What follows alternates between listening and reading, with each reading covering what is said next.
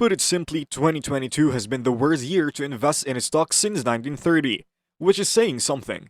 Some people fear that things will only get worse from here on out. Conventional wisdom states that bonds are a safe investment, yet last year, they suffered their worst performance since 1949. And even the Federal Reserve is currently raising rates at a percentage unprecedented in history. Many institutions, including Congress, are working to establish a trading ban that would restrict the markets for certain securities. Now, this is Investing Path, and let's have a serious conversation about what's going on, what it all means, and how you can turn this information into cash. But before we proceed, please make sure to give this video a thumbs up, and please don't hesitate to hit the subscribe and bell button to stay updated for more of our future content. Now, without further ado, let's get started. Firstly, all of this chaos can be summed up in two words: interest rates. So let's speak about that first. In a typical market, this would be strictly governed to maintain steady interest rates, consistent consumer prices, and low unemployment.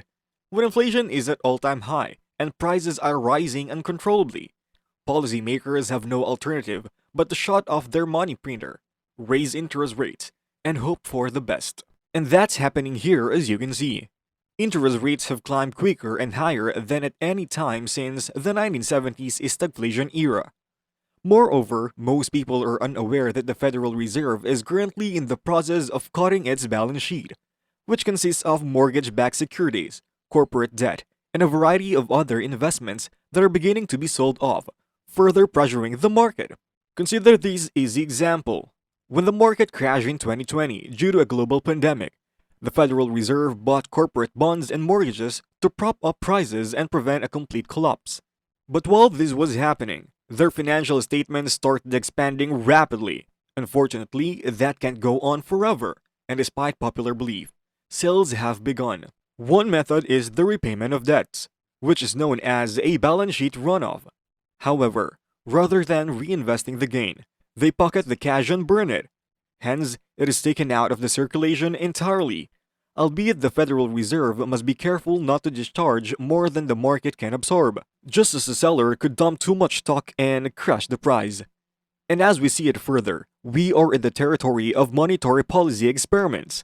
Investors are starting to hoard cash and government-backed treasury bonds, which currently pay about 4.5% risk-free for doing nothing, since we just don't know how this is going to play out. But here's what you need to know about which investments will be hit hardest by the Congressional investment restriction, as this whole operation is predicated on the belief that no one can successfully time the market, which leads to the adoption of the buy-the-dip technique. Indeed, anything can occur. In the long run, it's much more beneficial to make regular investments to ride the entire market, even if the average investor can't even beat inflation over a 20-year time horizon. Research has demonstrated that investing in the stock market is the best method to grow wealth over the long term. And yet, that doesn't rule out the possibility of temporary discomfort.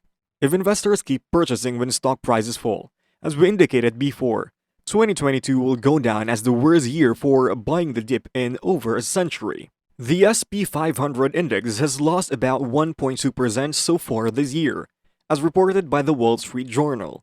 Any weekly drop of at least 1% in a single trading day represents the steepest single drop since 1931. With that, many investors were led astray by the stock market's recent surge. Buying the dip worked extremely well, but in a well-balanced market, stock prices might stay low for months or even years with no guarantee that they'll ever recover to their previous highs. This offers a very realistic picture of the reality that some years will be losses and whole decades may pass with no change at all in the stock market's performance. Realistically, the market trades negatively 25% of the time, and the average decline of a bear market recession is 35% over 495 days, both of which would have presented excellent purchasing opportunities for those who don't avoid the market and keep investing as usual. In the most recent example of the peak bubble through 2012, we can see that the market was entirely flat during that time. You would have made 4.66% over 12 years if you had just invested at the market's high and then stopped investing altogether. However, if dividends are taken into account, your return increases to 3.32%. But if you were to invest every month, No matter where it was trading, the total return would be 24. Instead, your return might reach 42% if you reinvest your dividends. When it comes to Congress, though, they have a somewhat different concept, and so they're adopting a trading ban, which is beginning to make its way through the system, and that is the problem worth addressing. Now, the investing ban currently being debated in Congress is worrisome, since most people are unaware it is being considered. The Stock Act of 2012 is the litigation catalyst for this entire situation. This rule was put in place to help prevent insider trading by legislators. Consequently, they must make public any stock transactions involving either them or their spouses. Here, they have up to 45 days to declare any trade above $1,000, with a minimum of 30 days. Whether the deal was done by a friend, a partner, or a third party, we can now view the specifics of the transaction and mimic it. The stock recommendations, of course, turn out to be highly successful. Currently, elected officials have complete freedom to acquire and sell any goods or services, so long as they do not do so using confidential information. The New York Times, however, reported on September 13 that more than 1 in 5 lawmakers plan to purchase or sell stock between 2019 and 2021. 7 congressional committees could have provided them with information about the firms whose stock they bought and sold. More than 3,700 trades were recorded by MPs from both parties, and it is argued that these trades create potential conflicts of interest between their public duties and their private interest. The New York Times is not the only outlet looking into these claims. An entire list of Congress people who beat the market in 2021 was tweeted out by one user.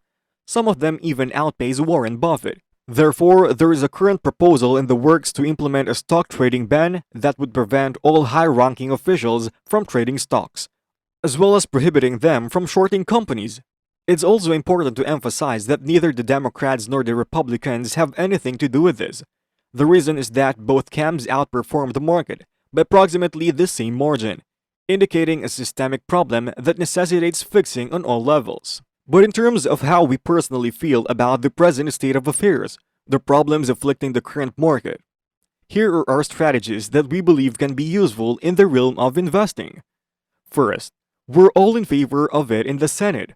For us, there need to be stricter penalties, greater federal monitoring, and greater accountability. Simply put, let's face facts.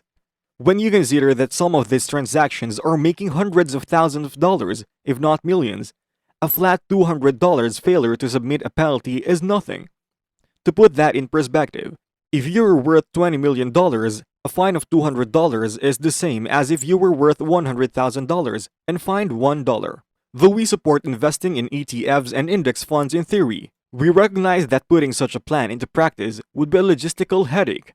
That's why we think it'd be best if stock trades were announced 48 hours in advance. As a result, the general public can start investing before they do. On top of that, it's important to enhance the penalties for not filing on time to a level that will deter people from doing so. But in terms of everything else, even as the UK's currency is plummeting, the Federal Reserve is playing catch-up, and investors are stockpiling cash. Keep in mind that the market is being pushed more by emotion than reason right now. To be sure, this is a unique time. No one knows what will happen now that interest rates are rising, and inflation is on the rise. However, the bottom will typically occur when everyone is convinced that the world is ending, and the markets are doomed. And for those who have the financial resources to do so, that presents an incredible opportunity. The month of September has historically been the worst for the stock market, considering that all mutual funds have fiscal years that conclude in September. This could be a minor consideration. Many investors often harvest their losing positions at the end of each month in preparation for paying taxes, further dragging down stock prices. As a result, we will keep deciding to invest the same amount of money in the markets consistently, a strategy known as a dollar cost averaging. We're putting money into a variety of index funds, both domestic and foreign, and keeping some cash in hand in case a nice real estate opportunity presents itself. We know it's frustrating to watch the value of your investments fall, but it's inevitable. Plus, the more you learn about the markets, the more successful an investor you will be. And that concludes our video for today. Thank you so much for watching. If you enjoyed this video, don't forget to click the like button, and if you have any thoughts that you'd like to share about the matters that we just talked about, then feel free to share them in the comment section below. and we will gladly join in the conversation. Once again, this is Investing Path, and we'll see you in our next video.